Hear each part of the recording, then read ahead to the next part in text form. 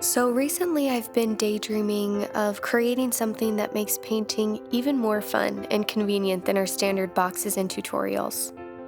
Something that you can take with you on trips or throw in your backpack or just out to the garden.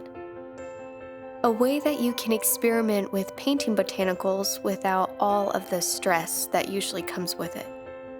So, with this spiral bound watercolor workbook, you're going to find 17 projects with outlines pre printed on watercolor paper, each one with step by step written instruction. Throughout this workbook, we're going to learn multiple ways that you can approach a floral painting, exploring these projects with ink and wash, splattering, layering to create dimension, and more.